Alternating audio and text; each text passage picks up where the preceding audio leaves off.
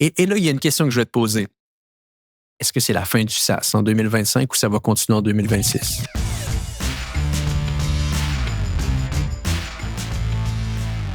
Donc, on est de retour sur le podcast Hypercroissance en mode discussion d'affaires. Et aujourd'hui, ce n'est pas Jonathan, ce n'est pas Nectarios qui est avec nous non plus, mais c'est bien François Lantier-Nadeau, fondateur, ou plutôt pingouin en chef chez SaaSpass, qui est avec nous aujourd'hui. Pour les gens qui écoutent en vidéo, vous comprendrez un petit peu ce que je suis en train de dire. François, ce qui est intéressant, c'est qu'on l'avait reçu sur le podcast il y a un petit peu plus de 2 ans, 2 ans et demi de cela. Il venait de faire la vente de son SaaS, la vente de son entreprise. Il avait réussi une première sortie gagnante. Félicitations à lui. Et il s'apprêtait à lancer sa plateforme spécialisée pour les propriétaires, fondateurs, directeurs marketing de SaaS au Québec. Et là, 2 ans plus tard, il est devenu un podcasteur incroyable. Tout le monde ne parle que de lui. François, merci beaucoup d'être sur le podcast. Hey, Antoine, dude, ça me fait trop plaisir. Je suis vraiment stoked de te reparler. Ça a été tout qu'un journey depuis la dernière fois, là. Ce qui est tellement intéressant, c'est que quand on avait discuté ensemble, tu me parlais que tu allais lancer un podcast, mais tu ne m'avais pas expliqué que tu allais lancer un genre d'écosystème, plateforme média. Est-ce que même toi, à la base, parce que essayons de donner un peu de contexte pour les gens qui nous écoutent aujourd'hui, ça se passe aujourd'hui, bien entendu, c'est un podcast où est-ce que tu as été excessivement régulier, tu sors un épisode à chaque semaine depuis plusieurs années maintenant. Tu as un site web qui est très, très bien construit, qui donne beaucoup de possibilités aux annonceurs pour mettre leur SaaS de l'avant, pour démontrer aux gens si c'est la recherche des employés ou quoi que ce soit. Tu fais des événements. Est-ce que tu avais envisagé que tu créerais une plateforme média ou c'était juste un podcast au départ? La plateforme dans son ensemble, oui, je l'avais envisagé, mais la compagnie, de façon plus globale, ça, je pense pas que j'avais la confiance que ça serait vraiment une compagnie à part entière. Tu sais, le pod, faire des podcasts live, tu l'as fait, toi, avec Hypercroissance, puis ça a vraiment bien marché. Ça, c'était quelque chose que je voulais faire, mais je pensais tout le temps que ça serait comme un hobby ou une transition avant ma prochaine startup ou un autre projet quelconque. Puis, force est d'admettre qu'en construisant une audience de qualité, mais nichée, tu réalises qu'il y a une valeur, que le monde sont prêts à payer pour atteindre ces gens-là. Puis après ça, ben, t'apprends, tu le sais, là, toi, ça fait genre 400 épisodes, tu disais, je pense, ton réseau, il explose. Fait que là, t'es de plus en plus exposé à plein de gens. Puis, long story short, j'avais pas la vision aussi holistique. Tu sais, aujourd'hui, c'est le podcast, c'est l'infolettre, c'est la plateforme web, c'est les événements, la conférence annuelle puis la communauté privée pour fondateurs qu'on a sur invitation. Fait que tu sais, j'avais pas tous les morceaux en tête, mais j'avais une idée d'où que je m'en allais. Puis je pensais que ça serait temporaire. Puis finalement, j'ai décidé de mettre un gros 5 ans là-dessus, mettons. Ouais. Parce que c'est devenu une business, c'est pas juste un podcast en ce moment. 100%. Oui, on est. Je suis solo founder. C'est une petite business bootstrap indépendante. On était barely profitable l'année passée. Cette année, ça va être à voir. On a fait quelques investissements. Puis, il y a une directrice marketing, Joël, que j'aime beaucoup. Il y a Fatima qui travaille avec moi à partir du Maroc maintenant. On a un gars qui travaille, Olivier Côté-Métaux, audio-vidéo. Puis, on a des petits satellites de contractants qui peuvent se greffer de façon spontanée quand on a des besoins, mettons, web ou automation ou je sais pas quoi, tu sais. Non, puis écoute, moi, tu as toute mon admiration ici parce que je pense qu'il y a un défi, une difficulté qui se met en place quand tu veux bâtir un podcast francophone avec un accent québécois. Donc, automatiquement, l'audience que tu t'en vas potentiellement rejoindre est beaucoup plus limitée. Et puis ça, c'est important de le reconnaître parce que l'audio est un médium tellement fragile pour l'auditeur qu'un accent fait toute la différence. Et ça, je m'en suis aperçu à travers le temps parce qu'on a des podcasts, nous, chez G7, qui vont rejoindre des audiences plus françaises, des podcasts qui rejoignent plus des audiences québécoises. Et c'est très, très difficile, des fois, d'aller entrecroiser les deux facilement. Donc, automatiquement, tu as un marché qui est plus petit et de faire en sorte qu'en l'espace de 2 ans, tu nous parles un petit peu de ces exploits-là que tu as été capable de faire dans un marché niché au SaaS, dans une province comme le Québec. C'est pas donné à tous, là. Mais c'est pire. La joke que je voulais te faire, c'est pour ça que ton français est plus international que le mien à cette heure avec tous tes projets, tous tes pods. Ouais, mais dude, le pire, c'est qu'au Québec, c'est pire que pire parce que t'as comme un pourcentage de l'audience qui vont juste être turned off, si tu permets l'expression, parce que justement, la moitié du temps, t'es en franglais, parce que t'es en tech, puis t'as comme grandi puis évolué avec du vernaculaire, du langage comme anglo. Fait que sur des entrevues, des fois, au début de mon podcast, il y a des gens qui me disaient Hey man, Frank, genre, j'ai écouté ça avec ma conjointe, puis elle comprenait à moitié rien, tu sais, tu parles pas assez en français, puis tout. Puis à un moment donné, j'ai comme assumé un petit peu plus ça, puis fait, ben, tu sais quoi, si tu construis une startup au Québec, globale, ça va ressembler à ça, ton quotidien, genre tes meetings d'équipe, mettons. Fait que j'ai comme débuzzé un petit peu. J'essaie de franciser le plus possible parce que juste j'aime ça, comme c'est comme un défi, je pense, linguistique. Mais ouais, fait que ça a été tough au début aussi. Là. J'étais très self-conscious. Il faut que tu assumes qui tu es aussi. C'est-à-dire que je pense que si tu te forces et que tu es excessivement intentionnel, tu es un des meilleurs Français que je connais. Parce que je sais quand tu focuses vraiment là-dessus. Mais au final, je pense que globalement, dans ta personnalité, au jour le jour, quand tu parles avec moi, quand tu parles avec tes amis, quand tu parles avec des collègues, tu parles de la même manière dans tes podcasts. Est-ce que je me trompe? Non, t'as raison. Tout le monde me dit ça. Quand, mettons, on va manger, la seule affaire qu'ils me disent, c'est que genre, hey, des fois, ça m'arrive qu'il y a quelqu'un qui dise Ah, je pensais que tu serais comme plus genre, excité ou genre intense ou comme craqué. Puis je suis comme, hey man, je suis pas en train de donner un show à temps plein là, sur le pod. Je suis comme ça, mais je dois respecter la présence, le temps de la personne. Je dois amener une énergie quand même solide. Moi, au jour le jour, là, j'ai des roller coasters comme tout le monde. Là, genre, je suis pas tout le temps hype. Là, Non. Ah, c'est ça qui est impressionnant. Puis c'est intéressant, tu vois, on n'avait même pas nécessairement pensé de parler un petit peu de l'univers média que toi et moi dans lequel on travaille au quotidien, ou du moins que je mets un peu de temps dans mon quotidien, on va dire ainsi. C'est intéressant d'avoir un retour de la sorte. Il y a un autre point que je voulais parler un petit peu avec toi aujourd'hui, parce que pour les gens qui nous écoutent, on va parler, François et moi, aujourd'hui, de l'environnement SaaS actuel, comment les choses se déroulent. On va sûrement continuer à parler un petit peu de médias, mais on veut également parler de ton événement du 10 septembre prochain. Si je fais un retour d'expérience, pour les gens qui nous écoutent, vous le savez, en mai 2024, sur le podcast Hypercroissance, on s'est prêté au jeu. On a fait un événement en direct et je lui dirai pas pour pas qu'il m'entende, mais c'est un petit peu à cause de François que j'ai fait ça en toute transparence. Et beaucoup de plaisir qu'on a eu. Vous étiez à peu près au-dessus de 200, 250 qui étaient avec nous à Montréal à ce moment-là. Mais c'est beaucoup de travail. Et là, je ramène ça avec François. Le 10 septembre prochain, c'est l'événement annuel que tu parles. J'ai vu ta liste de speakers qui vont être là. Tu veux avoir, je pense, à peu près 250 personnes aussi, mais c'est pas 2 heures, 3 heures. C'est une journée complète. Parle-nous un petit peu de pourquoi tu as voulu faire un événement comme ça. Qu'est-ce qui attend les gens? Où est-ce que ça va être? Dis-nous tout. Ouais, mais d'abord, c'était important pour moi de faire quelque chose de plus gros que toi pour gagner. Non, dude, j'étais tellement stoked que tu fasses ça parce que il faut des communautés plus fortes puis du contenu plus fort, Keb. Puis toi, tu es capable de le faire. Fait que quand tu as comme investi plus là-dedans, j'étais là, let's go. Genre, on a des gros joueurs, c'est ça qu'il faut. Pour la conférence annuelle, c'est extrêmement égoïste ce que je veux dire, mais avec ça se passe, j'ai fait beaucoup ce qu'on appelle du dog food en startup, où est-ce que tu construis quelque chose, une solution pour régler ton propre problème. Ça se passe, c'est le contenu, la communauté et maintenant la conférence que j'aurais voulu avoir quand je construisais Snipcart, l'autre business dont j'étais le CEO qu'on a vendu en 2021. Dernière fois que je suis venu sur le pod avec toi, on en a parlé. Fait que j'étais comme, OK. Pour 8 chiffres, je veux juste que les gens comprennent, François n'a pas fait une petite sortie. Je veux dire, tu as l'expérience derrière toi qui démontre pourquoi tu es capable d'avoir des conversations avec des gens, des fondateurs dans l'environnement SaaS. Ouais, je pense que j'ai un peu de vécu, puis on a été talentueux, puis tout ça, mais on a eu de la chance, nous, avec notre timing de sortie, puis tout, là, je pense que j'en ai parlé.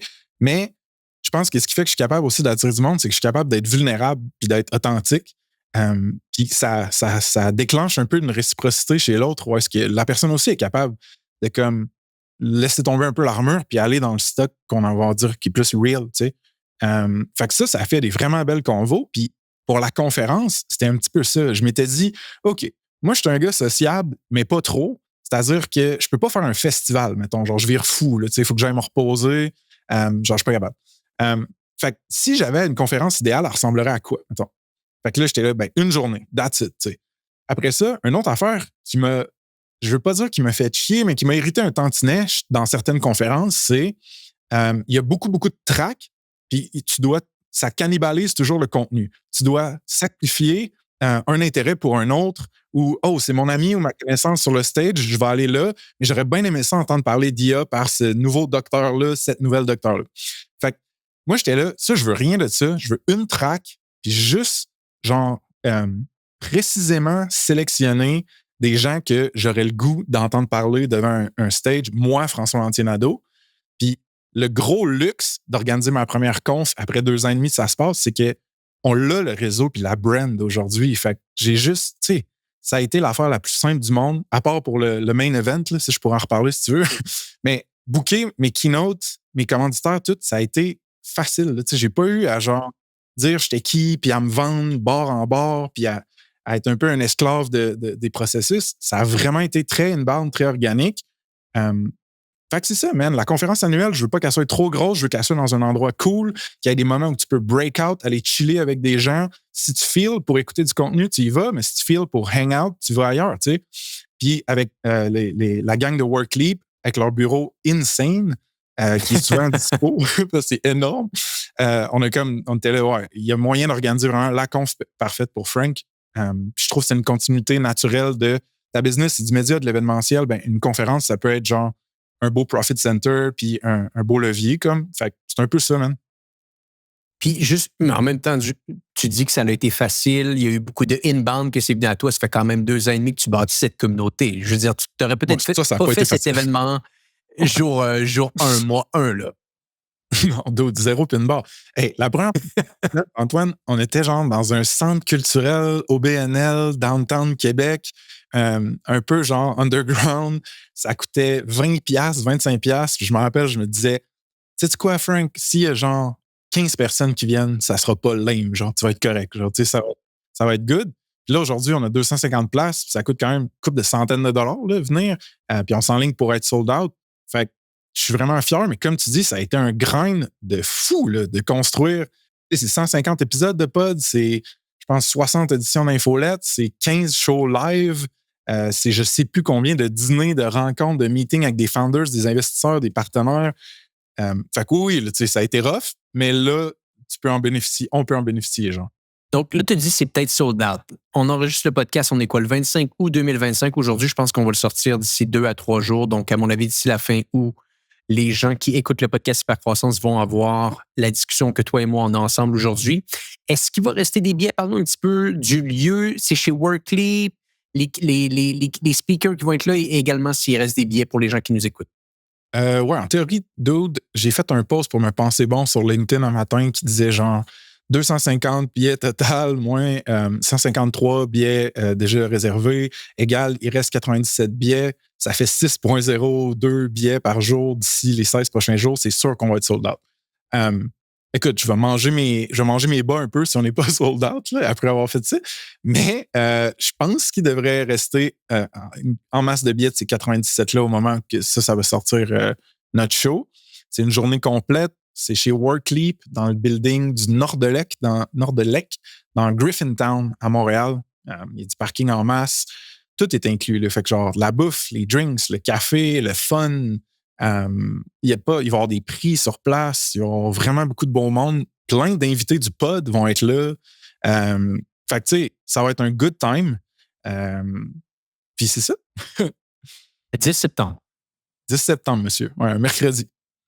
Un mercredi 10 septembre. Et c'est toute la journée. Ça commence à quoi? 9-10 heures le matin, ça se termine? Ouais, tu peux arriver aux alentours de... Je pense que l'ouverture des portes est genre à 9-9h30, quelque chose comme ça. Puis il y a un after party à la fin qui est bar open. Tu peux juste hang out puis chiller avec nous. On va avoir des petites surprises aussi. Là. À un certain moment donné, il va falloir que le podcast Hypercroissance et ça se passe face à un événement ensemble. Imagine les gens qu'on aurait à cet événement. Ça serait malade. Tu sais, tu te parlais de Nectarios, là. Ouais. Plein, tu sais. Puis que tu faisais des trucs peut-être avec lui puis tout. Puis une des affaires qui m'a crevé le cœur, c'est que on était supposé de faire un genre de hybride. On avait appelé ça SAS Poutine parce que lui, il a Tech Poutine. Puis c'était supposé être genre là, genre le 27, je pense, pour à l'Accès, leur nouveau building, Startup Québec International, puis tout ça. Pas Québec International, je suis mêlé comme un jeu de cartes, voyons. Québec Tech, qui sont impliqués avec l'Accès, puis plein d'autres joueurs cool. Anyway, moi, un moment donné, comme, tu sais, j'allais trop vite, j'étais un petit peu girouette, puis j'ai comme fait, un peu, là, j'ai ma propre conférence le 10 septembre. C'est moi qui avais proposé la date. J'étais là, guys, il faut que je pull out. Là, tu sais, sinon, je vais cannibaliser ma promo pendant un mois complet. Fait que c'était un peu plate, là, puis je me sens encore mal là-dessus. Mais en tout cas, j'espère que ça va être malade. Puis tout ça pour te dire que l'idée de faire un joint show, je suis pas fermé, tu sais.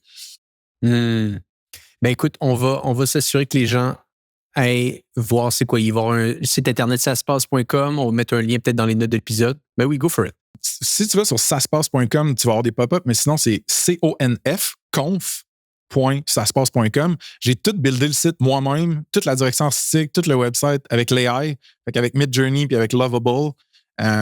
J'ai passé trop de temps là-dessus, mais j'ai eu vraiment du fun. Il est comme rétro-brutaliste, un peu comme style. Fait que vous pouvez aller voir ça. Bon, on mettra un lien dans les notes de l'épisode. Et parlons un peu des speakers. Qui va être là? Je sais que tu as eu des changements de dernière minute. Qui sont les grandes têtes d'affiche? De quoi qu'on va parler? Grosso modo, j'avais fait un long shot très, très, très pas risqué, mais peu de chances de succès pour avoir Greg Eisenberg, qui est une légende un peu de l'écosystème tech à Montréal, qui a bougé aux States et tout, mais qui est rendu avec un gros channel, une grosse présence, puis beaucoup à la frontière de l'AI. Ça avait fonctionné, puis tout ça, puis il y a eu une urgence familiale, puis on l'a su, genre, là tu sais, très, très récemment. Fait qu'il a fallu qu'on fasse comme des vrais startup founders dans une crise qui pivote, puis qu'on trouve une espèce de... C'est con à dire, mais tu veux pas appeler ça un remplaçant parce que tu veux pas que la nouvelle personne elle sente genre du plan B. Et moi, ce que j'ai dit à la personne qui a confirmé qu'elle allait venir comme invité surprise, c'est pas un plan B, c'est qui sait qu'il y a des pieds assez gros pour remplir ces chaussures-là, ces pointures-là. Fait que j'ai hustlé, mon gars, dans les derniers jours pour réussir à trouver quelqu'un de haut calibre. Puis c'est ça, cette personne-là a confirmé aujourd'hui.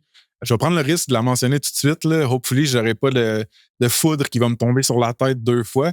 Mais c'est Julien Smith de Breeder, un co-founder d'une énorme startup, un gros flagship à Montréal là, qui a créé comme une mouture d'autres founders puis de monde qui sont allés faire des trucs insane en tech. Là, aujourd'hui, il y a une startup backée par Tony Robbins, A16Z, qui s'appelle Practice, qui est une solution qui permet aux coachs exécutifs de gérer leur business. Puis le gars, il a écrit 3 livres, il y a eu des New York Times best-sellers. C'est vraiment un intriguant puis intéressant personnage. Fait que je suis vraiment honoré là, qu'il ait accepté last minute. Puis c'est ça. C'était toute qu'une histoire, par exemple. Wow. Qui d'autre qui va être là? J'ai vu que tu parles que l'événement va être dans les bureaux de chez Workly. Puis je pense que l'équipe de Workly vont nous parler un petit peu de ce qu'ils font en AI en ce moment. Ouais, t'as JR, Guillaume Roy, qui est un des co-founders de Workleap, qui va nous faire un petit speech là-dessus. Tu sais, c'est le fun de développer un nouveau SaaS, genre avec l'AI, puis être assisté par l'AI ou whatever. Mais quand tu as déjà des milliers de clients, des centaines de millions de revenus, des dizaines de milliers de clients, même, tu peux pas être YOLO avec l'AI dans ton produit, mettons. Chez Workleap, ils ont réussi à le pull-off comme il faut. Fait qu'il va comme un peu tirer le rideau là-dessus puis nous en parler, JR. Après ça, tu as Raph Paquin, qui avait Return Magic, exit à Shopify, qui a fait un bout chez Lightspeed. C'était un founding engineer chez Frank Oak. Il a un parcours de débile. Fait qu'il va nous raconter un peu des histoires de comment il a vécu tout ça. Vicky Boudreau avec Haylist, elle va nous parler de founder marketing, d'avoir ta propre brand, d'utiliser l'influencer marketing comme channel. Elle est vraiment sick, elle est vraiment le fun, elle. On s'est parlé offline une couple de fois. T'as les 2 co-founders de Gaia qui vont être là pour expliquer c'est quoi l'intensité de quand tu fais de l'hypercroissance pour vrai, financé par du gros capital de risque. Combien ont-ils levé, eux autres? Bonne question, d'autres. Je vais utiliser mon nouveau vieux clavier mécanique que je suis pas capable d'utiliser à moitié. Je vais te dire ça. Ce qui me semble, aux dernières nouvelles, il y avait... Ça a été une histoire en 2 temps, Gaia, si je me trompe pas. Ouais, t'avais Oxio au début. Exact. Oxio qui ont vendu à Cogeco. Ouais, à Cogeco. Et par la suite, ils ont pivoté pour bâtir Gaia. Ouais, série B, série A, le truc que je trouve, c'était genre 13 millions US Serie A, mais j'ai aussi un 22 quelque part. Je ne veux pas parler pour Marc et les boys. Ouais, c'est ça. Fait que d'eux autres qui vont nous parler de tout ça. Puis, il va y avoir, j'espère que j'oublie pas personne. Non, un pitch party. Fait qu'on fait une compétition de pitch avec des jeunes loups qu'on appelle, puis on les met devant des vieux chiens de start-up qui, eux, vont pouvoir être les juges, puis comme on va faire tirer un prix pour ça. Fait que ça va donner un peu de visibilité au monde qui sont plus tôt dans leur journey puis leur aventure. Pourtant, pour moi, que ça se passe, ce ne soit pas juste la parade des victoires des gros guns qui ont fait leur classe puis tout. Puis finalement, tu as le pod live avec Julien Smith là, que j'ai mentionné. Je pense que je dis rien. Ben, c'est une journée quand même assez remplie. Puis, je veux dire, pour être certain qu'on comprend bien, il n'y aura pas de conférence une sur l'autre, c'est-à-dire que tout est à la suite de l'autre, c'est-à-dire, OK, c'est dans un seul endroit, un seul événement. Donc, vous venez, pendant toute la journée, il y a des conférences sur différents sujets, un pitch deck, ou plutôt un pitch fest, pardonne-moi, à la fin de la journée, avec des jeunes loups et des vieux chiens. Et voilà, c'est ça, la conférence annuelle de Ça se passe 2025. Ouais, il va y avoir des breaks aussi là, pour que ce soit un pacing soutenable et que tu ne sois pas assis sur tes fesses à écouter du contenu non-stop. Puis si jamais il y a une conférence qui t'intéresse moins puis tu veux chiller plus avec des personnes qui participent, ben, il va y avoir des espaces pour ça aussi. C'est vraiment un beau spot. 430 $ l'entrée? Ouais, on a tout sell-out les Early Bird en 24 heures quand on a lancé les prix, les billets, excuse. Fait que là, ouais, avant taxe, c'est 430 pour les billets réguliers qui restent. Donc, pour les gens qui nous écoutent et qui aiment l'environnement tech, IA, et pour les gens qui n'habitent pas à l'extérieur du Canada, vous n'avez pas le choix d'être là le 10 septembre prochain. Allez faire un petit tour, voir François. J'aurais aimé être là. J'essaierai d'être là au prochain. Mais c'est assez exceptionnel que tu aies été capable d'avoir tout ce monde-là ensemble. Donc, félicitations. Un autre point que je veux parler un petit peu avec toi aujourd'hui. Donc, sur le podcast Hypercroissance, depuis plusieurs mois, on est devenu un petit peu obsédé, comme à peu près 99 % dans le monde tech, sur l'IA. Je ne sais pas si tu as déjà entendu ce terme-là. Et je serais curieux de t'entendre ce que toi t'entends au quotidien dans l'environnement SaaS. On dirait qu'il y a plusieurs écoles de pensée depuis un bout de temps. Il y a l'école de pensée très fataliste, comme quoi que le SaaS, c'est terminé. On va simplement bâtir des LLM qui vont être capables de tout faire à notre place. Après, j'aurais tendance à dire qu'il y a l'école de pensée plus réaliste qui dit que fondamentalement, les choses sont en train de changer. Vous n'allez pas être capable d'avoir nécessairement le même produit qu'auparavant. Vous devez évoluer, vous devez intégrer ce qu'on pourrait dire un petit peu des layers de AI dans votre produit. Puis il y en a d'autres qui sont un petit peu, je dirais, qui vivent dans ce monde parallèle où est-ce qu'ils créent des SaaS en l'espace de 3 heures et qui pensent que ça va devenir la prochaine startup à 100 millions de dollars. Qu'est-ce que tu entends? Qu'est-ce que tu vois dans ton quotidien en ce moment par rapport à l'intelligence artificielle mixée et intégrée avec les SaaS? Ouais. C'est une bonne question. C'est chargé. On peut découper ça ensemble si tu veux, man.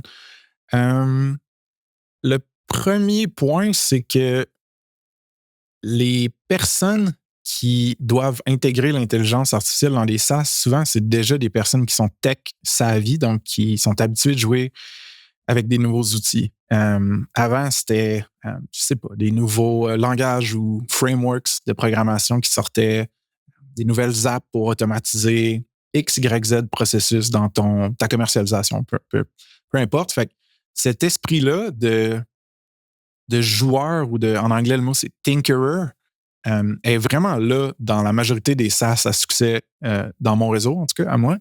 Fait que tu vois un intérêt puis un penchant pour l'expérimentation vraiment fort. Le défi que je vois, c'est que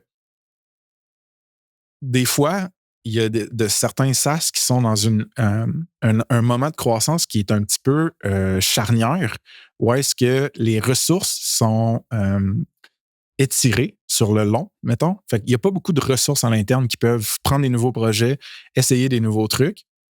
Fait que quand tu jumelles cet étirement-là, ce manque de ressources-là avec la rapidité des développements des différents modèles et des différentes startups par-dessus les modèles, produits par-dessus les modèles, des fois, tu as un peu, pas une complaisance, mais une attente qui s'installe chez certains décideurs en SaaS qui disent on n'a pas full les ressources en ce moment pour essayer d'intégrer l'IA d'un point de vue de features ou d'un point de vue de process.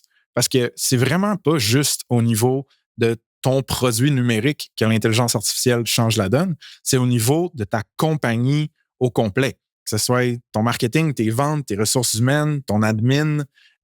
C'est un énorme game changer juste dans les ops qu'on appelle les opérations, right? Fait que les gens vont souvent attendre en se disant, tu sais, anyway, ça change tout le temps. Fait que le temps qu'on implémente tel modèle, il va avoir des nouvelles innovations. Ça, je pense un petit peu que c'est une erreur. Jonathan, qui est venu sur ton podcast à plein de reprises, jaser d'IA, il avait calé quelque chose, ça fait au moins un an, tu sais, genre, pas un code rouge, mais une pause. Une pause dans sa compagnie où est-ce que tout le monde devait se mettre en mode hackathon. OK, là, on expérimente avec l'intelligence artificielle. C'est votre responsabilité, les employés puis les équipes, de revenir avec des résultats puis des idées. Puis c'est un ordre exécutif. Là. C'est la beauté d'une compagnie, c'est que malheureusement, heureusement, c'est pas une démocratie. Hein. Fait que, si t'as la suite qui dit OK, c'est ça qu'on fait, c'est ça qu'on fait. T'sais. Peu importe c'est quoi ton opinion sur l'AI. Puis ça, je pense que si tu peux, c'est même pas si tu peux te le permettre, tu devrais faire des périodes tampons comme ça. Moi, chez Ça se passe à une micro-échelle. Je le faisais sur mon temps personnel, sur mon temps libre. Je tombais dans les trois lapins. Puis ensuite, je montrais des trucs à ma toute petite équipe. Puis je leur disais, hey, essayez de faire ça, essayez de jouer avec ça à la place. Puis là, ce que j'ai commencé à faire un petit peu plus, c'est utiliser des personnes qui peuvent, eux, utiliser les AI dans ma compagnie. Parce que nous, on est une compagnie, on a du revenu, on a un petit peu de lousse, on est capable d'utiliser l'argent pour transformer des personnes qui, elles, peuvent transformer ta compagnie avec l'AI. Fait que tu scopes des petits projets, puis tu les intègres dans ta compagnie. Fait que ça, c'est une chose que je recommande aux gens de faire, c'est trouve une manière, qu'elle soit créative ou hardcore, de forcer à investir là-dedans. Puis, faut pas virer fou. Là, on penserait que vu qu'on est en tech, la majorité du monde sont comme super à l'avance, puis ils sont à la frontière, puis ils savent par cœur les release notes des derniers modèles d'OpenAI ou d'Anthropic. C'est pas le cas. Là, comme tout le monde en tech, on a un horaire du quotidien, mettons, puis on est chargé, puis on est occupé. Fait que c'est pas vrai que tout le monde est genre à la fine pointe de l'AI. Vraiment pas, mettons. Fait que ça, c'est pour les SaaS existants. Après ça, j'ai un podcast avec David Beauchemin de Baseline sur Ça se passe, juste à googler son nom, puis Ça se passe. Où est-ce qu'on explique un peu c'est quoi les dangers de juste y aller YOLO insérer de l'AI dans ton produit, dans ton expérience produit, comment tu peux faire ça de façon sécuritaire, comment tu peux faire l'équivalent du QA, là, de l'assurance qualité, puis des tests continus, mais avec des systèmes qui sont génératifs, puis qui sont probabilistes, puis qui sont pas déterministes. Fait que tu sais, il y a considération avant de déployer tes trucs en prod. Puis c'est ça. Sinon, tu as tout l'aspect nouvelles startups aussi. Puis tu as l'aspect growth, commercialisation que j'ai comme pas touché parce que je sais comme pas où m'en aller avec tout ça. Fait que guide-moi vers où tu veux doubler. On fait une petite pause sur le podcast en cours parce que je veux vous parler d'une entreprise que j'aime tant et cette entreprise se nomme Hello Darwin. Hello Darwin, d'ailleurs, si vous ne le savez pas, c'est une organisation qui vous aide à aller trouver les subventions dont vous avez le droit. Et Hello Darwin est également un partenaire du podcast Hypercroissance. Parlant de subventions, il y en a une que je veux vous parler aujourd'hui. Je veux vous parler du programme de soutien à la commercialisation et à l'exportation, qui d'ailleurs est une initiative d'Investissement Québec. Et là, récemment, il y avait une partie de l'équipe d'Hello Darwin qui était présente lors d'une allocation exclusive de la ministre de l'Économie du Québec, Christine Fréchette, et elle a annoncé que le programme, très, très prisé, allait réouvrir au courant de l'été. Et c'est un programme qui vous aide à commercialiser vos produits et services au Québec, mais également par la suite à exporter vos produits à l'international. D'ailleurs, avec ce programme-là, dans le passé, on pouvait avoir des subventions qui allaient jusqu'à 250 000 $. Mais attention, sachant que c'est un programme qui est très, très, très en demande et qui a des places limitées, je vous invite à rapidement aller remplir un formulaire sur le site web de l'équipe de Hello Darwin pour être dans les premiers à y avoir accès avant que le programme soit plein. Donc, si ça vous intéresse, go.hellodarwin.com/hypercroissance. Je le répète, go.hellodarwin.com/hypercroissance. Il y aura un lien dans les notes de l'épisode. Ça va vous donner la chance d'être dans les premiers à avoir accès à cette subvention et également d'avoir un 10 % de rabais quand vous allez travailler avec l'équipe de Hello Darwin, ils vont tout faire pour vous. Ils vont faire le travail pour trouver la subvention, faire le travail pour trouver l'argent pour vous et faire en sorte par la suite que vous pouvez vous concentrer à une chose, faire croître votre entreprise. De retour à l'épisode en cours. Le deuxième endroit que je voudrais parler un petit peu avec toi sur, ou du moins, je vais rebondir un peu sur ce que tu as dit, puis le deuxième endroit que je vais vouloir parler, c'est la commercialisation. Personnellement, de ce que j'ai été capable de voir récemment, on dirait que mon avis a un peu changé sur le sujet. Je t'explique, peut-être 6 mois de cela, dans les 3 camps que je t'ai mentionnés, j'aurais eu tendance à croire que j'étais peut-être dans le premier camp. Loin de moi l'idée de penser que c'était la fin des SaaS, mais j'avais littéralement tendance à croire que beaucoup de choses, que ce soit ChatGPT ou Claude, vont être capables de venir manger le sandwich de beaucoup d'entreprises. Puis j'étais vraiment dans cette vision-là de me dire, j'ai l'impression qu'il y a une partie, la structure, il y a une partie de l'infrastructure qui vient juste d'être avalée complètement par ces LLM-là. Plus en plus qu'on a avancé dans le processus, ce que finalement, ma compréhension est en train, ma compréhension et ma réflexion est en train d'évoluer sur le dossier dans l'optique où ces gros modèles d'intelligence artificielle, les Claude, les ChatGPT, les Grok de ce monde, essentiellement, ce qu'ils viennent te donner, c'est une infrastructure. Mais ce qu'ils ne te donnent pas beaucoup, ou du moins, jusqu'à maintenant, on ne parlera pas trop vite parce que ça va assez vite, ces évolutions-là, c'est du contexte. Et là où est-ce que le SaaS ou l'application vient tout changer, c'est quand que ce SaaS ou cette application-là a le contexte nécessaire, le data, l'information pertinente qui est en train de se dérouler. Donc, je te donne un exemple très, très, très précis, puis je suis convaincu que tu dois avoir des dizaines et des dizaines d'exemples comme ça quand tu as des discussions avec des fondateurs. L'application ou le SaaS qu'on a construit de notre côté, qui s'appelle Data Blaster, on a accès à un volume de data assez exceptionnel de gens qui font des campagnes numériques de publicité en ligne selon plusieurs sources de data différentes. Mais là, ici, on a le contexte. Et ça, c'est pas vrai que du jour au lendemain, tous les gens vont vouloir prendre ce data-là et l'intégrer directement dans un LLM et espérer que les choses se mettent en place. Mais quand tu l'as déjà dans ton infrastructure et tu es capable de venir intégrer cette infrastructure-là, c'est là que j'ai l'impression qu'il y a une certaine magie qui se met en place. Et ça, c'est pas quelque chose nécessairement qui m'avait sauté aux yeux dans le passé. Et je voyais un petit peu les gens de chez Workly, lesquels avec qui tu es partenaire, c'est un peu la même chose qui est en train de se dérouler quand je les suivais sur LinkedIn. Ils ont tellement amassé de data à travers les années dans leur logiciel avec leurs clients sur des tendances ressources humaines à l'interne, que quand tu viens intégrer en plus de ça de l'intelligence artificielle avec ce data qui est une propriété qui t'appartient, c'est là vraiment que tu peux créer une expérience assez intéressante de l'utilisateur. Donc, c'est pour ça que j'étais curieux d'avoir un petit peu ton avis sur ce point-là ici. Ça me lève quelques flags, mais la première chose que je te dirais, c'est que avec appelons ça l'espace ou le real estate numérique qui est en train de se construire de MCP. Les MCP, là, pour ceux qui sont moins au courant, c'est basically des API pour des large language models, des gros modèles de langage. Fait qu'à partir d'une interface qui serait ton chat box avec Claude, par exemple, tu peux avoir des connexions avec d'autres outils tierces parties, comme par exemple ton SaaS à toi, Antoine, ou ton Google Drive, ou je ne sais plus quoi d'autre, là. Puis, tu peux demander à Claude explicitement, OK, on va faire un peu d'analyse de données ensemble, mais je veux que tu ailles cruncher de la donnée, que tu ailles la tirer de telle source spécifiquement, right? Puis qu'on puisse travailler ensemble là-dessus. Puis ensuite, tu peux même donner des tools là, à ces agents-là. Fait que tu peux dire, OK, tu peux agir dans l'autre application aussi. Fait que je pense que ça, c'est vrai de dire que tu as peut-être une couple de cas d'utilisation ou beaucoup de cas d'utilisation qui vont devenir vivants ou vivables juste dans l'interface d'un large language model qui peut de plus en plus devenir quasiment comme un OS là, pour l'utilisateur. Ben oui, tu peux de plus en plus quasiment gérer ta vie numérique ou ta business numérique à partir d'un seul point de contact qui est, mettons, ChatGPT ou Claude, s'il est bien connecté partout. Parce qu'il peut aller sur le web, il peut aller dans des apps, puis il y a tout son training. Fait que ça je te file puis je te le donne, mettons. Par contre, cette donnée-là que Workleap ont amassée ou que, tu sais, Data Blaster, toi, c'est ça? Okay. Que Data Blaster ont amassé avec les années, la question que je poserais, c'est comment tu as fait pour l'amasser, tu penses? Moi, mon guess, c'est probablement que tu avais soit une marque forte avec une capacité d'attraction, avec un marketing, puis des canaux de marketing, mettons, efficaces.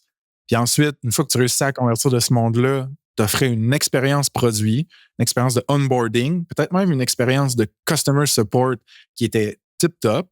Puis là, les gens te faisaient confiance pour se créer un compte, importer des documents, ajouter de la donnée. Puis, petit à petit, te construire cet énorme dataset-là, aujourd'hui, vaut quelque chose. Mon point, c'est que ce qu'on est en train d'illustrer là, c'est différents moats. Fait que c'est différents avantages, avantages compétiteurs, différenciateurs, mettons, difficiles à copier. Des douves. Je ne sais même pas si ça se traduit en français, même. Je pense que le terme mode, c'est la meilleure chose. C'est la meilleure chose pour bien illustrer le tout ici. Exact. Fait que, je continue de penser qu'il y a différents moats par rapport au SaaS qui vont continuer d'être utilisables ou du moins qui vont continuer d'avoir une grosse valeur. Puis je peux t'en nommer, mettons, en rapid fire. Le premier, c'est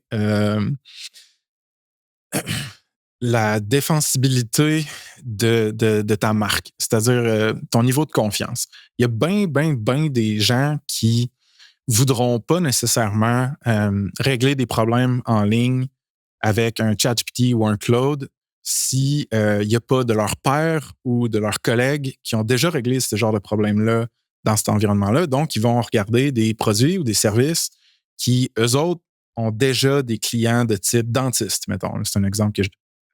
Fait que, tu sais, je pense qu'il ne faut pas que tu sous-estimes la force et la puissance d'une marque puis de la confiance des clients qui est mise dans une marque, mettons. Fait que ça, construire ça, ça se fait avec du média, ça se fait avec du marketing, ça se fait de plein de manières, là, avec builder une confiance dans une marque. Mais d'après moi, ça va rester un avantage quand même dur à copier. Ben, tu vois, c'est un des points qui m'amenait aussi dans le deuxième point que je voulais amener un peu avec toi, la commercialisation. Tu vois, pendant longtemps, on a parlé d'un terme, puis j'en avais parlé sur le podcast Hypercroissance, qu'on appelle PLG, donc Product-Led Growth. Donc, essentiellement, vous testez le produit de manière gratuite, vous aimez le produit, et là, par la suite, vous prenez une version payante. Donc, l'essai est facile. La conversion est simplement normale. C'est une suite logique de l'action qu'on doit prendre, soit qu'on a besoin de plus de sièges pour notre organisation avec le logiciel, soit qu'on a besoin de features de plus, ou soit simplement qu'on a une date de fin à notre essai, ce qui peut se passer dans les trois cas ici. Il y a un truc que je parlais sur le podcast, puis je pense que ça peut résonner un petit peu avec toi, Frank, sachant que tu es dans le monde du SaaS, tu es dans le monde du média. Puis à la blague, j'avais dit à Jonathan, moi maintenant, je crois beaucoup au community-led growth. Donc, essentiellement, une communauté peut te permettre d'aller générer de la croissance. Et l'exemple que je donnais à toute petite échelle et sans aucune prétention ici, c'est qu'avec J7 Média, l'agence que je dirige, à travers les années, on a bâti beaucoup de médias. Comme toi, on a une infolettre, on a différents podcasts autres que le podcast Hypercroissance. Donc, comme tu le mentionnais, il y a des gens qui nous écoutent. Et par extension, si on dit des choses qui font un peu de sens, il y a des gens qui nous font confiance. Donc, bâtir cette marque-là, ça prend du temps. Ça fait 13 ans maintenant qu'on l'a bâtie. Donc, cette communauté, tranquillement à travers le temps, nous a amené de la croissance. De la croissance pour des services d'agence, qui est à peu près 80-90% des revenus qu'on fait. Mais également, à travers le temps, ces mêmes personnes-là ont besoin de d'autres choses. Et c'est là qu'un Data Blaster est venu simplement se greffer sur le dos du brand J7 pour dire « Hey, vous écoutez du contenu, vous suivez cette marque. Saviez-vous que je suis ici aussi? Testez-moi, je pense que je suis bon, je pense que j'ai un bon produit, etc. » Et là, ça vient se greffer à ça. Et là, c'est là que tu t'aperçois qu'une communauté, par la suite, tu peux vendre du service, tu peux vendre du média comme tu le fais, tu peux vendre de la tech, puis il y a des bonnes chances que tu puisses vendre d'autres choses, des événements ou quoi que ce soit. Donc, l'idée, et c'est là que je te rejoins beaucoup, que je pense qu'en 2025, que vous soyez un SaaS, que vous soyez n'importe quel type d'entreprise, quelque chose qui est défendable, un moat, ben c'est ta marque, c'est ton média, et c'est surtout le terme que j'utilise beaucoup, de la distribution. Est-ce que tu es capable d'avoir un message que tu es capable de distribuer à beaucoup de gens possible sans nécessairement avoir à payer des sommes qui sont excessivement élevées? Donc, je crois que beaucoup plus d'entreprises, tranquillement, vont comprendre l'importance de bâtir ses propres médias à travers le temps. Oui, je suis 1000% d'accord. Mettons, avec tout ce que tu viens de dire, il y a Greg Eisenberg, justement, là, qui était supposé venir sur le pod. Il y a un framework qui est ACP, c'est genre Audience, Community, puis Product, parce que à l'aide de contenu sur les médias sociaux, différentes plateformes, tu crées une audience. Ensuite, il y a un pourcentage de cette audience-là que tu convertis dans une communauté plus fermée, plus tissée, serrée, où est-ce qu'il y a des échanges puis de la valeur qui se crée entre les membres de la communauté, pas juste toi, top-down, comme créateur de contenu. Puis là, une fois que tu as cette communauté-là runnée, tu catches vraiment c'est quoi leurs douleurs, leurs problèmes, ce qu'ils animent, leurs aspirations.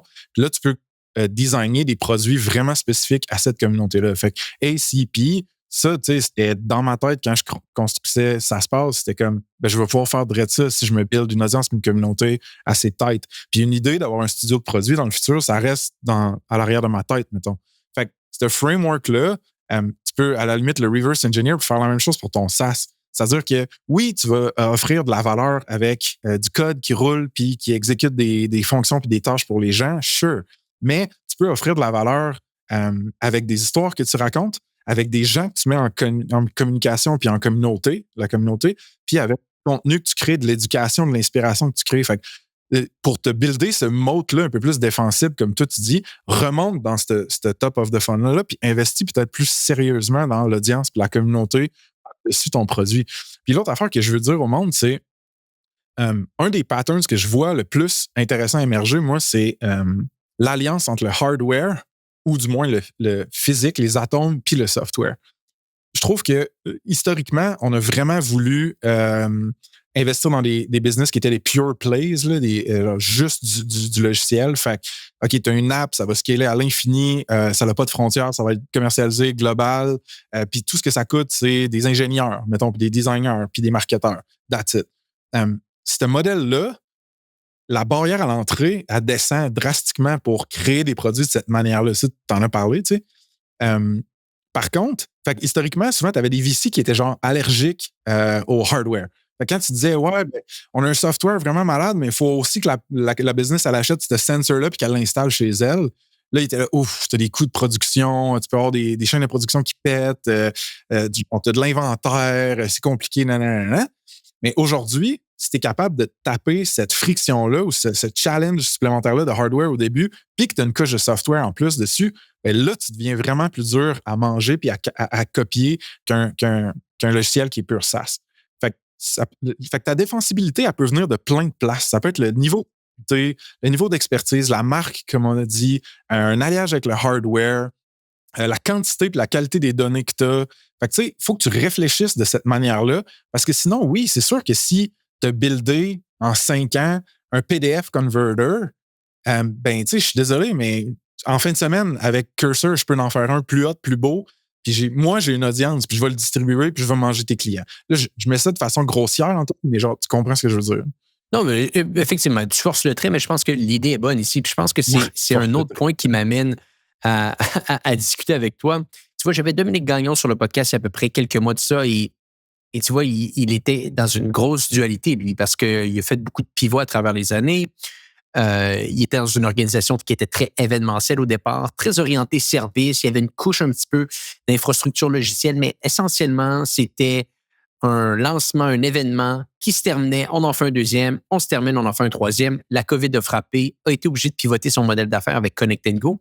Et depuis maintenant, ils offrent une infrastructure qui est 100% logicielle et leur modèle de revenu est relié au nombre de personnes qui vont rentrer dans les événements. Ils vont venir se prendre un pourcentage des revenus qui vont être générés. Donc, il faut totalement changer son modèle d'affaires.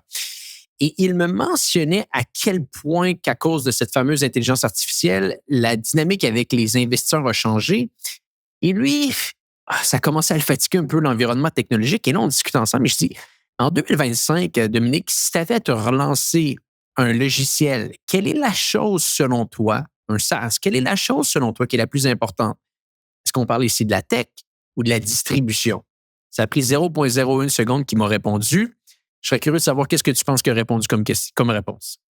Distribution, for sure. Ouais.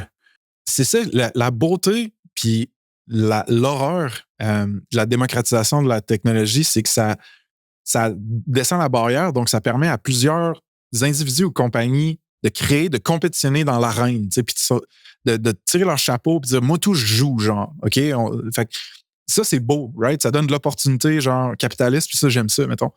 L'horreur de la démocratisation de la tech, comme qu'on voit avec l'AI en ce moment, c'est que ça crée une quantité de bruit infernal puis d'opportunisme, des fois, qui est un peu dégueulasse, right? Fait que le spam prend une nouvelle ampleur. Le copiage, la copie, pardon, prend une nouvelle ampleur. Fait que ce que ça crée, ça, c'est du bruit dans ton écosystème.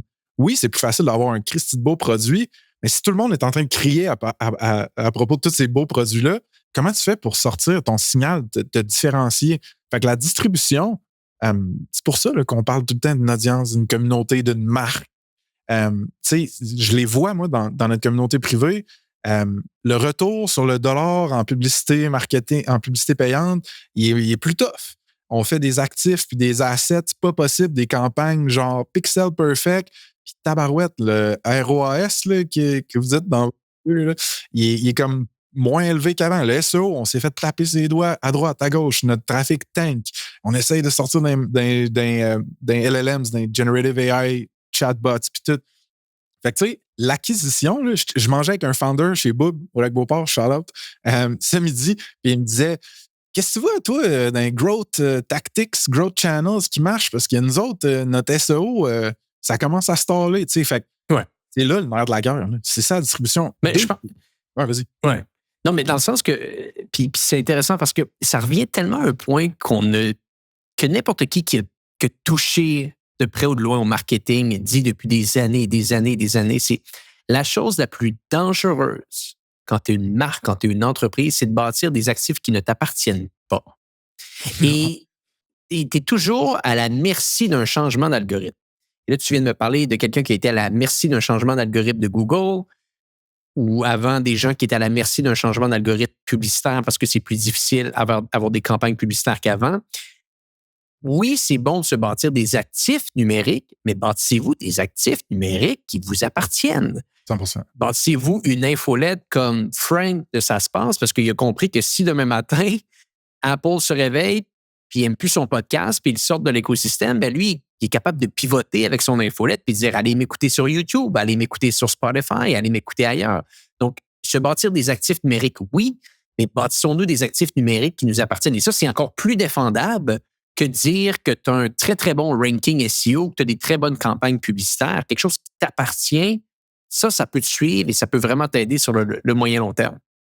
Ouais, début 2021, on en a eu un hit là, d'algorithme avec Google. La majorité du trafic Snipcart, ça rentrait avec le trafic organique de Google. Là. Puis j'ai vu, c'est quoi, c'était un drop de 50%, je pense, de trafic ou de 25%, une histoire de fou, tu sais. Puis je m'étais toujours dit, hey, on est white hat, on respecte les règles, on fait les choses en bonne et due forme, on n'essaye pas de faire de détours, un peu de tricher.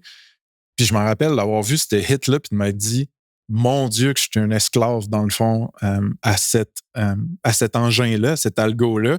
Puis évidemment que des trucs comme le email, tu peux bien plus les posséder, quote-unquote, que des paires de yeux ou des paires d'oreilles sur des plateformes propriétaires qui n'étaient pas de contrôle. Fait que ça, j'écho ce que tu dis, mettons, mais je renchéris, puis je dis, un autre actif intangible, c'est des relations, même.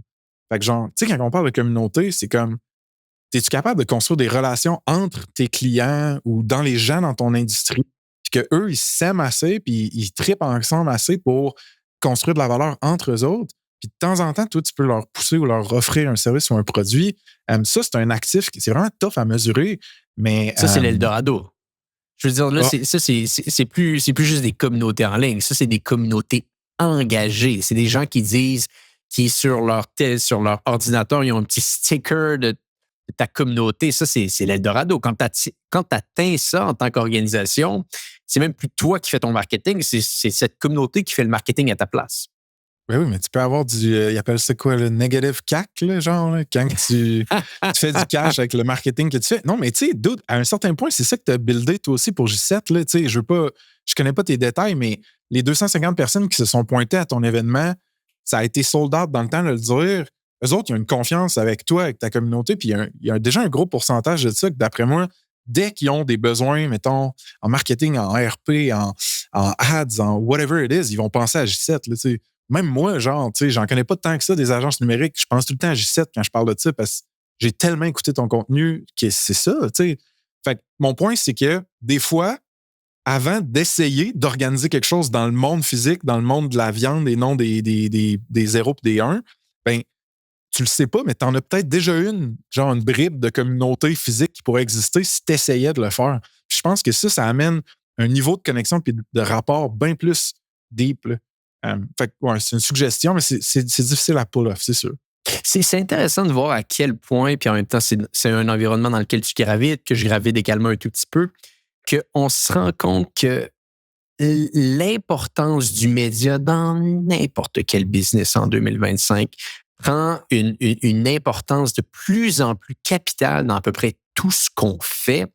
Tu as tellement raison de le dire, c'est que ces audiences-là, si tu les bâtis de la bonne façon et que tu n'es pas toujours en train de demander quelque chose à ton audience, mais que tu donnes drastiquement plus que ce que tu demandes, à un certain point, sans même avoir à faire quoi que ce soit à un certain moment donné, s'il y a une opportunité, s'il y a un événement, s'il y a un logiciel, s'il y a un produit X qui sort, la demande est beaucoup plus facile. Et ça, j'invite les gens qui nous écoutent, les entrepreneurs, à faire également des calculs sur leur investissement marketing total. C'est de se dire, avoir un François, avoir un Antoine, avoir n'importe qui dirigerait une communauté, qui ferait un podcast, qui ferait un show YouTube, choisissez votre média, on ne parlera pas de ça spécifiquement aujourd'hui, mais choisissez votre véhicule qui s'occuperait de créer du contenu. Combien que ça vous coûterait versus les investissements que vous mettez peut-être ailleurs en publicité, etc. Bon, je parle contre ma paroisse ici, mais tu comprends un petit peu ce que j'essaie de dire. Et la beauté également de tout ça, c'est que c'est la magie des effets composés. C'est-à-dire que le podcast que vous sortez, le podcast que François va sortir en 2026-2027 avec Ça se passe, va lui prendre le même temps que le podcast qu'il a sorti en 2022 ou en 2023 quand il a commencé. Et il risque d'avoir 5 fois plus d'audience. Joe Rogan, quand il sort un épisode de podcast aujourd'hui, il va avoir 10, 12, 13, 14, 15 millions de personnes qui l'écoutent. Il y avait peut-être 500 personnes à son premier épisode. Ça lui prend le même temps. Donc, vraiment, c'est cet effet composé qui se met en place. Si vous êtes patient, si vous aimez ce que vous faites, si vous êtes capable également peut-être de pivoter un petit peu comme je l'ai fait dans la dernière année, parce qu'à un moment donné, parler des mêmes choses pendant 7-8 ans, vous allez peut-être vouloir parler de d'autres choses. Si vous êtes capable de le faire, ça peut devenir un actif assez défendable. On reprend les termes qu'on utilisait aujourd'hui. Puis, t'es même pas obligé. Tu peux mettre la distance de brand entre ton produit et ton média. C'est-à-dire que... Absolument. Absolument. Data Blaster, c'est pas J7 puis c'est pas Hypercroissance et vice-versa. Hypercroissance, c'est pas J7, non, mais il y a un lien puis une synergie entre ces choses-là qui est indéniable, puis il y a une visibilité de un à l'autre, mais ce sont des entités qui peuvent vivre elles-mêmes, de par elles-mêmes. Je pense que ça, c'est une des erreurs que je vois des founders faire des fois, c'est qu'ils disent « OK, on met une personne sur le marketing puis elle nous starte un podcast pour mon SaaS, le podcast. » C'est comme...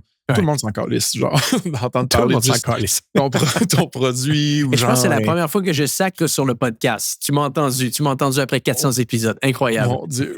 Alex, je suis la mauvaise influence, dude. Mais, puis une autre affaire que je voulais dire, puis ça va peut-être résonner ou pas avec toi, tu me le diras. Un des trucs que je donne aux founders ces temps-ci en SaaS, qui disent genre, hey, là, on essaie de diversifier la croissance puis avoir des nouveaux canaux, c'est crée-toi un cast ou comment t'appelles ça, genre un ensemble d'acteurs ou de personnages, si tu veux, qui vont vivre puis travailler ensemble sur, mettons, un canal. Fait que LinkedIn, souvent, ça peut être ça, tu sais, le canal en SaaS. Puis raconter des histoires, chacun à tour de rôle, par rapport à ce que vous voyez chez vos clients, ce que vous sentez dans votre industrie, les défis dans votre passé ou dans votre futur par rapport à votre compagnie. De temps en temps, parler de votre produit, mais la majorité du temps, faites juste partager votre aventure, votre philosophie, vos idées. Puis l'algo, en tout cas, de ce qu'on a vu pour les personnes, les individus, ils récompensent beaucoup. Puis le peu de founders qui m'ont actually take up on it, puis qui l'ont fait, ils ont glissé dans mes DMs, puis ils étaient comme, d'autres, on a des dizaines de milliers d'impressions puis de views sur notre contenu. Puis c'est pas si tough, là, un peu assisté par les AI. Évidemment, tu révises pour pas que ça ait l'air d'être du genre de cringe fest, là. Mais puis ils ont des demandes business, soit pour des employés, des fois, qui veulent travailler avec eux, ou « Hey, ce serait cool, là. Nous, on a ce problème-là, dans le fond, que votre produit réglé, je peux-tu checker avec toi? » Ou même des fois, des business de service, ça fait ça. Tu sais, je nommerai pas de nom, mais j'ai des actual preuves là, que ça marche, là, de compter puis partager ton expertise comme du monde comme personne. Tu vois, on l'avait testé chez G7, cette approche-là, et j'avais eu énormément de succès au départ, mais par la suite, je l'avais arrêté. Je pense que j'avais peut-être pas fait les bons calculs globalement. Mais essentiellement, je payais les gens pour le faire chez G7 en mode, si vous vous prêtez au jeu et vous publiez X, Y, Z par mois, voici des sujets, voici un montant que vous êtes capable d'aller toucher. Et au final, j'avais fait les calculs, puis à la fin du mois, tu rejoins 750 000 personnes sur LinkedIn. Tu te dis, waouh, le calcul d'impression, tout ça. L'enjeu, par contre, et là, ça peut être un retour d'expérience pour les gens qui pensent faire cette stratégie-là. Donc, vous pouvez apprendre de mes erreurs. C'est assurez-vous de mettre des balises claires. Je donne un exemple. Le premier mois, tout le monde a de l'inspiration. Mais le deuxième, le troisième, le quatrième mois, tout le monde veut son bonus de plus pour écrire sur LinkedIn. Mais la qualité du contenu descend à une vitesse vertigineuse. Et là, c'est là que je regardais un peu le contenu m'amener que mes équipes faisaient, puis je me dis, bon, lui, il veut son bonus de fin de mois. Ça veut-tu dire quelque chose qu'il est en train d'écrire? Et rien contre mes collègues, mais je pense qu'à un certain moment donné, toujours avoir quelque chose à dire, c'est pas facile, spécifiquement quand toi, en tant qu'individu dans une entreprise, qu'employé dans une entreprise, tu n'as pas nécessairement un podcast, tu n'as pas nécessairement la grosse histoire de l'entrepreneur XYZ. Tu as sûrement un message à dire, mais des fois, il n'est peut-être pas autant facile à exprimer, à créer que peut-être un entrepreneur. Mais tout le monde, à la fin de la journée, veut son bonus. Donc, retour d'expérience. L'idée est bonne, mais si vous le construisez, essayez dès le départ de bien bâtir les balises nécessaires pour vous assurer qu'au mois 4, les gens aient encore un message à dire. Et ça se fait très bien. Vous avez simplement à passer un petit peu plus de temps dans votre ligne éditoriale de fin de mois ou début de mois, mais ça, c'est quelque chose peut-être à garder en tête. Hey, c'est un excellent cas d'utilisation pour l'AI en passant. Tu te fais un projet dans ChatGPT ou dans Claude, tu lui donnes des system prompts, des instructions personnalisées qui disent « OK, tu es un éditeur, nous, on a comme une brigade qui fait du contenu vraiment cool sur des behind the scenes de chez J7, mettons, à chaque mois. On veut pas que ce soit lame, on veut pas que ce soit X, Y, Z, on veut que ce soit ABC. Voici des exemples de créateurs de contenu qu'on trouve vraiment dope. Inspire-toi un peu d'eux autres, puis sois critique, challenge-nous.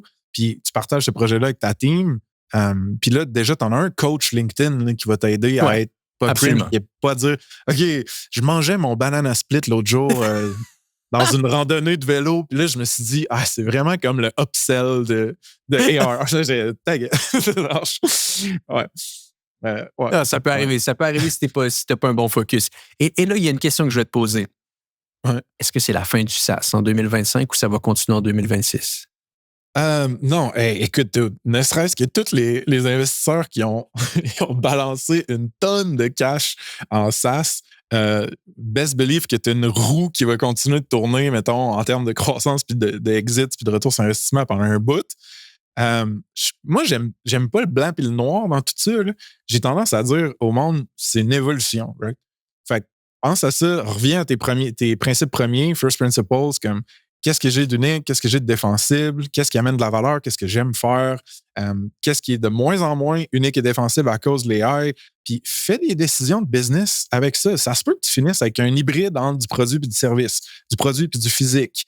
Ça se peut du produit et du média, je sais pas, mais faut pas penser dans un cadre rigide comme ça. Puis c'est pour ça que tu le vois dans ma ligne éditoriale de Pod, j'invite pas juste des purs SaaS. Il y a toujours une composante de produits numériques puis de logiciels dans le monde qui viennent, mais c'est qui pense à la tech puis à l'ère moderne puis qui construit des expériences sick? Genre, soyez ouverts d'esprit là, puis écoutez, ça se passe, écoutez Hypercroissance, of course. Bon, c'est où est-ce qu'on peut te voir? Reparle-nous un petit peu du 10 septembre. Là. Je veux m'assurer que notre audience soit au courant de ce fameux événement. Ben oui, man, t'es fin de m'avoir squeezé in. C'est une faveur que je suis très, très, très content d'avoir reçu, man. conf.saspace.com.